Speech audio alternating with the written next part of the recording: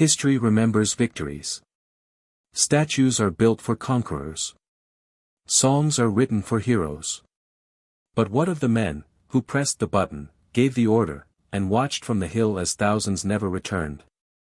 I was that man. I sent 10,000 men to die. And this is how I learned that victory can feel like a curse. This isn't just a war story. It's the story of a decision that tore a kingdom and a king apart. The calm before the storm. We were once a land of music and markets. A kingdom of storytellers, bakers, blacksmiths. And I was the youngest king to wear the crown. They said I ruled with compassion. That I was different. But across our borders, a shadow stirred. A neighboring empire demanded our land, our pride, our silence. I tried diplomacy. I begged for peace. But peace, I learned, is only possible when both sides want it. And so I was forced to choose between my people's future and 10,000 of their sons. The order. The war council met at dawn. Their voices were loud, urgent, bloody. We strike first. Take the canyon. Surprise them. I hesitated.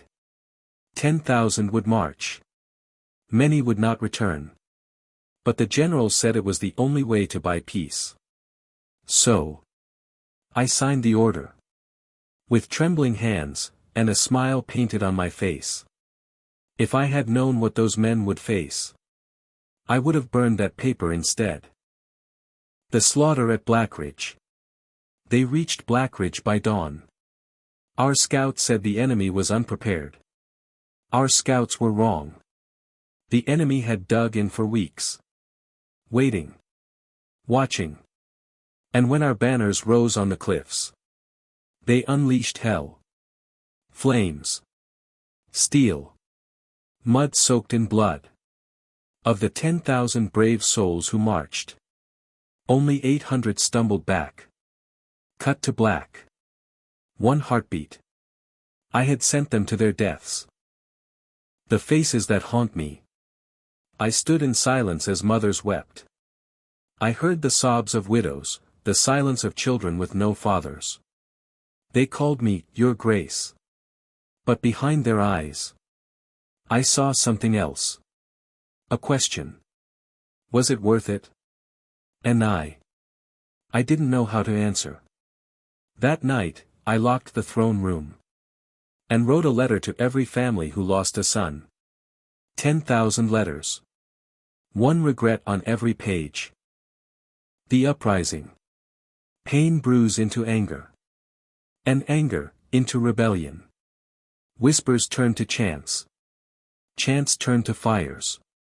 The people no longer wanted a crown that sent their sons to die. And who could blame them? I gave the order. I carried their coffins in my dreams. I wore the crown, but it felt heavier than steel. That's when I knew, a true king doesn't rule by power. He rules by pain, and what he does with it. The letter that changed everything. Then came a letter. Not from a noble. Not from a general. From a boy. The son of a fallen soldier. He wrote. My father said you were the kindest king. He said he'd follow you anywhere, even into fire. When he didn't come home, I was angry. But then I thought, maybe kings hurt too. I wept. I, the so-called ruler of men, wept like a child. Because in his forgiveness, I found my redemption. So I did what I never thought a king could do. I stepped down from the throne. Not in shame, but in honor of those who had fallen because of my choices. I built memorials.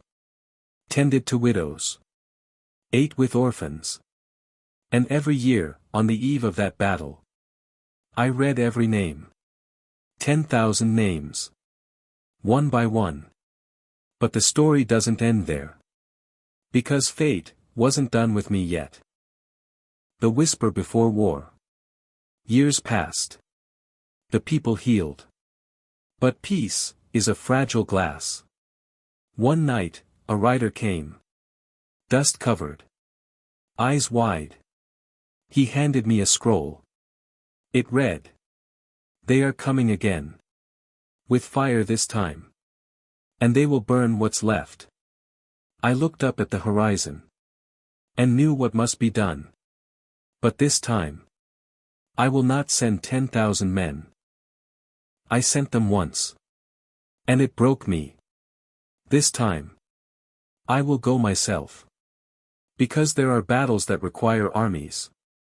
And there are battles that demand a king. And I am done watching my people bleed. King's Diary, entry number 10, The War I Fought Alone. Coming soon.